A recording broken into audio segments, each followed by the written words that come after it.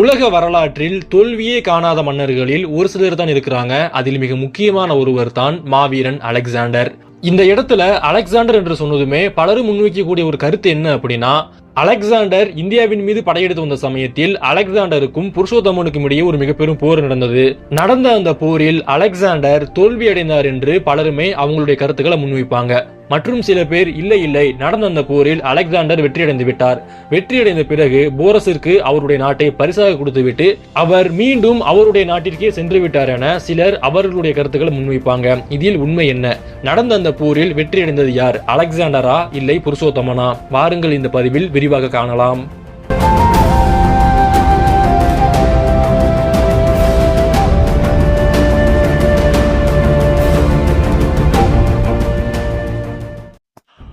உலகிற்கே அரசனாக இருக்க வேண்டும் என்றால் முதலில் உன் மனதுக்கு சேவகனாக இரு என்ற இந்த வரிகளை சொன்னது யாருன்னா மாவீரன் அலெக்சாண்டர். இந்த வரிகளை அலெக்சாண்டர் அப்படியே பின்பற்றிய காரணத்தினால்தான் அலெக்சாண்டருடைய வரலாறு இன்றுமே நிலைத்து நிற்கிறது. 20 வயதில் அரசன், 32 வயதில் மரணம். இடைப்பட்ட 12 ஆண்டுகளில் உலகத்தை தன் காலுக்கு கீழ் கொண்டு வந்தார் மாவீரன் அலெக்சாண்டர்.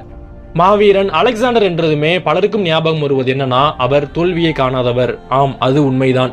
அலெக்சாண்டர் ஈடுபட்ட பல போர்களில் அவர் வெற்றி மட்டுமே கண்டார். இன்னும் பல போர்களில் போர் செய்யாமலேயே பல நாட்டினர் அலெக்சாண்டருக்கு கீழ் அடிபணிந்தார்கள். அலெக்சாண்டர் மாசிடோனியாவில் இருந்து கிரேக்கம், எகிப்து, பாரசீகம் இப்படி பல நாடுகளை வென்று அவர் இறுதியாக வந்த ஒரு நாடுதான் நம்முடைய இந்திய நாடு. அவர் இந்தியா வருவதற்கு முன்பு தட்சசீலம் பகுதியை ஆட்சி பண்ணவர் யாருன்னா அம்பி எனப்படும் ஒரு மன்னர்.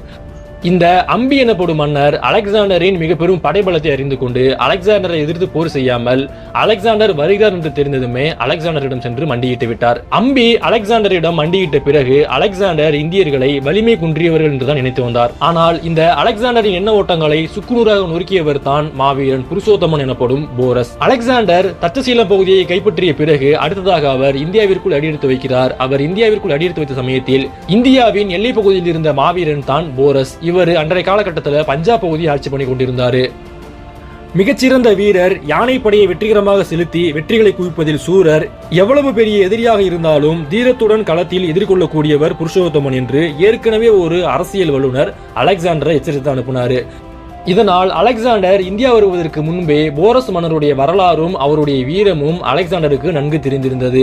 தான் ஒரு மிகப்பெரிய வீரனை எதிர்த்து தான் போர் செய்ய போகிறேன், அந்த போரில் வென்றாலும் வீழ்ந்தாலும் தனக்கு பெருமைதான் என்ற எண்ணத்துடன் தான் அலெக்சாண்டரும் இந்தியாவுக்குள்ள வராரு. அந்த சமயத்துல அலெக்சாண்டர் என்ன சொல்றாரு அப்படின்னா, இலக்குகள் முக்கியம் தான், வெற்றிகள் முக்கியம் தான், ஆனால் உழைப்பை செலுத்தி வரக்கூடிய உன்னதமான வெற்றிகள் அவசியம். மனதுக்கும் சந்தோஷம் வேண்டும் என்றால் சவாலான வெற்றிகள் அவசியம். வெற்றிகள் தேவையில்லை, சவால் நிறைந்த வெற்றிகளே நான் நேசிக்கிறேன். போரஸை எதிர்கொள்ள நான் தயாராக இருக்கிறேன் என அலெக்சாண்டர் சொல்கிறார். இதன் பிறகு அலெக்சாண்டர் தன்னுடைய தூதுவனை போரஸ் மன்னரிடம் அனுப்பி வைக்கிறார். அந்த தூதுவனிடம் அலெக்சாண்டர் சொன்னது 2 வரிகள் தான். அது என்னன்னா, உடனடியாக சரணடைய வேண்டும், இல்லாவிட்டால் போர்க்களத்தில் சந்திக்க வேண்டும், எச்சரிக்கை என்று சொல்லி அனுப்பி வைக்கிறாரு.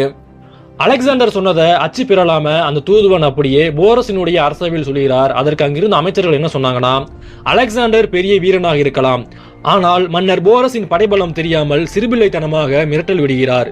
ஒருவேளை அபரிவிதமான வெற்றியால் மதமேங்கி விட்டதா, என்ன ஆயிற்று அலெக்சாண்டருக்கு என அங்கிருந்த அமைச்சர்கள் ஆத்திரப்பட்டாங்க.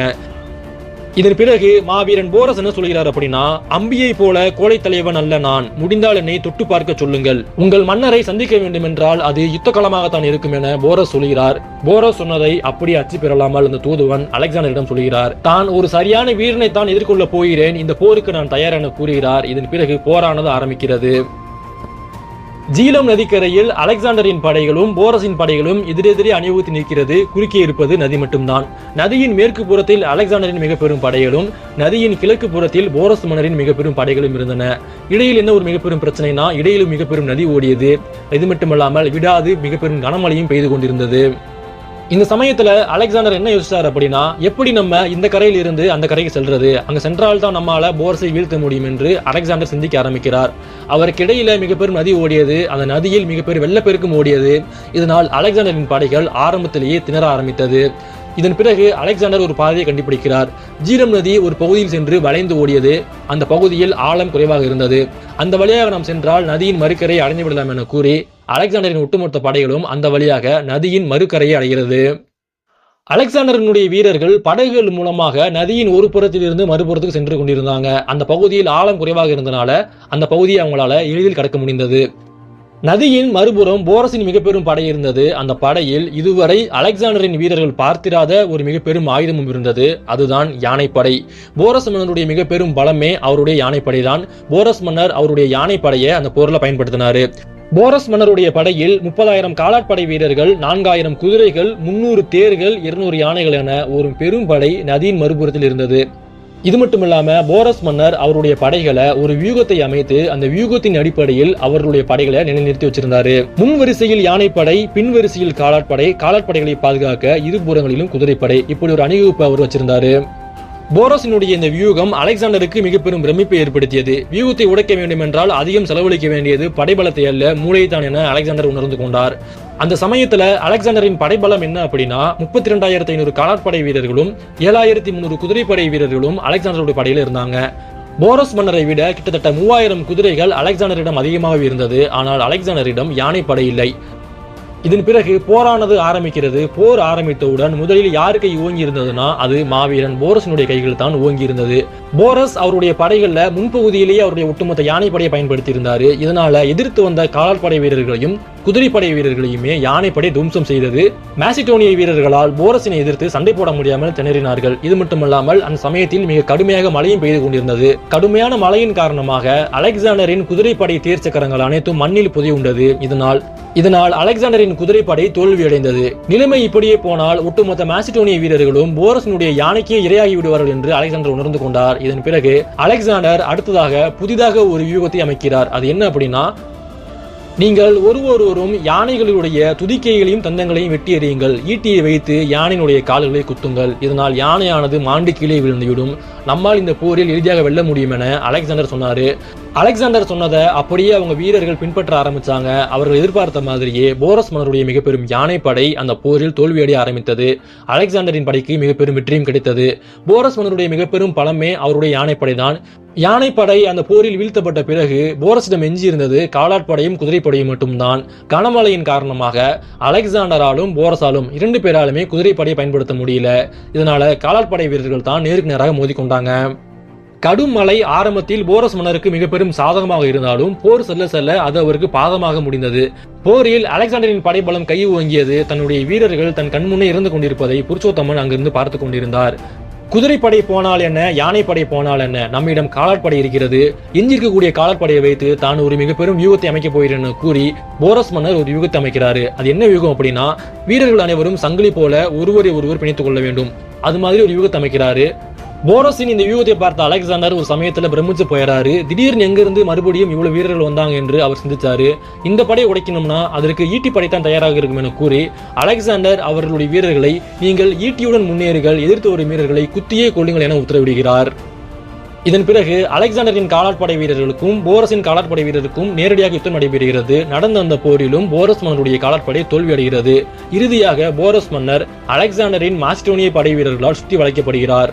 ஆனால் அலெக்சாண்டர் ஒரு கட்டளை விடுத்திருந்தார். அது என்ன அப்படின்னா, அந்த போரஸனுக்கு உயிரோடு வேண்டும் என அவர் ஆரம்பத்தில் சொல்லியிருந்தார். இதனால மாசிடோனிய வீரர்கள் போரஸ் மன்னனை கொல்லவில்லை.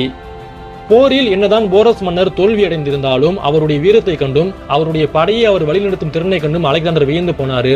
இதனால அலெக்சாண்டர் போரஸிடம் சென்று, அன்புமிக்க நம்பர் போரஸ் அவர்களே, என்னுடைய படைபலத்தை காட்டிலும் உங்களுடைய படை மிகவும் சொற்பமானது. ஆனாலும் எங்களுக்கு கடுமையான நெருக்கடியை கொடுத்தீர்கள். ஒரு வகையில் எங்களுக்கு இயற்கை நேசகரம் நீட்டியது என்னவோ உண்மைதான். உங்களுடைய போர் வியூகங்கள், தந்திரங்கள் எல்லாமே என்னை மலைக்க வைத்து விட்டன. ஆகவே இந்த நாட்டை உங்களுக்கே திரும்பி அளிக்கிறேன், நீங்களே ஆள வேண்டும் என அலெக்சாண்டர் போரஸிடம் சொல்கிறார். இதன் பிறகு அலெக்சாண்டர் போரஸிடம் என்ன சொல்றாரு அப்படின்னா, சொல்லுங்கள், உங்களை நான் எப்படி நடத்த வேண்டும் என நீங்கள் விரும்புகிறீர்கள் என கேட்கிறாரு. அதற்கு போரஸ் என்ன சொல்றாருன்னா, என்னை நீங்கள் அரசனை போலவே நடத்த வேண்டும் என போரஸ் கூறுகிறார். போரஸினுடைய ஆசையை அலெக்சாண்டர் நிறைவேற்றி வைக்கிறார். தான் வென்ற அந்த பகுதியினை மீண்டும் போரஸ் மன்னருக்கே கொடுத்துவிட்டு அலெக்சாண்டர் மீண்டும் நாடு திரும்புகிறார். நடந்த அந்த போரில் மிக பெரும் இழப்புகள் ஏற்பட்டன. அதில் அலெக்சாண்டருக்கு ஒரு மிக பெரும் இழப்பு ஏற்பட்டது. அது என்ன அப்படின்னா, அலெக்சாண்டர் சிறு வயதிலிருந்தே ஆசையாக வளர்த்து வந்த பியூசிபேலஸ் எனப்படும் அவருடைய குதிரை இறந்து போனது. இது அலெக்சாண்டரை மேலும் மன உளைச்சலுக்கு உள்ளாக்கியது. நமக்கு கிடைத்த தரவுகளின்படி போர் இப்படிதான் நடந்தது. நடந்த போரில் அலெக்சாண்டர் தான் வெற்றியடைந்தார் எனதான் அனைத்து குறிப்புகளுமே சொல்லுது. இந்த இடத்துல பலரும் முன்வைக்கக்கூடிய ஒரு குற்றச்சாட்டு என்ன அப்படின்னா, வரலாறு என்பது வெற்றியாளர்கள் தான் எழுதப்படும். அலெக்சாண்டர் ஒரு மிக பெரும் வீரன். இது மட்டும் இல்லாம இந்த வரலாறை முழுக்க முழுக்க கிரேக்க நாட்டு மேதைகளும் கிரேக்க நாட்டு தத்துவ நாடுகள் தான் எழுதுனாங்க. இதனால அலெக்சாண்டர் உண்மையிலேயே அந்த போரில் தோற்றுவிட்டார். ஆனால் கிரேக்க நாட்டு அறிஞர்கள் அவர் வெற்றியடைந்து விட்டார் என வரலாறை மாற்றி எழுதியிருக்கிறாங்க. உண்மையிலேயே அந்த போரில் வெற்றியடைந்தது போரஸ் மன்னர் தான் என்றுமே சிலர் சொல்லுவாங்க. ஆனால் இதற்கு எந்த ஒரு ஆதாரமே கிடையாது. அலெக்சாண்டர் பற்றின குறிப்புகள், அலெக்சாண்டர் இந்தியாவின் மீது படையெடுத்து வந்த குறிப்புகள் என அனைத்துமே நமக்கு கிரேக்க நாட்டில் இருந்தான் கிடைக்கிறது. நம்முடைய இந்திய நாட்டில் நடந்த அந்த படையெடுப்பினை பற்றி குறிப்புகள் சரியாக கிடைக்கல. மேலும் அந்த போரில் யார் வெற்றி அடைந்தார் என்ற குறிப்புகளுமே நம்முடைய நாட்டில் இல்லை. இதனால் வரலாற்றில் வெற்றி அடைந்தவர்கள் எழுதிய வரலாறை நாம் இன்று படித்துக் கொண்டிருக்கிறோம். அதை தான் உலகமும் ஏற்றுக்கொண்டும் இருக்கிறது. இந்த வீடியோ உங்களுக்கு பிடிச்சிருந்தா லைக் பண்ணுங்க, ஷேர் பண்ணுங்க. உங்களுக்கு அடுத்து இந்த மாதிரி வீடியோ வேணுங்கிறத மறக்காம கமெண்ட் பண்ணுங்க. மேலும் இது போன்று பல பதிவுகளுக்கு நம்முடைய சேனலை சப்ஸ்கிரைப் பண்ணிக்கங்க. நன்றி.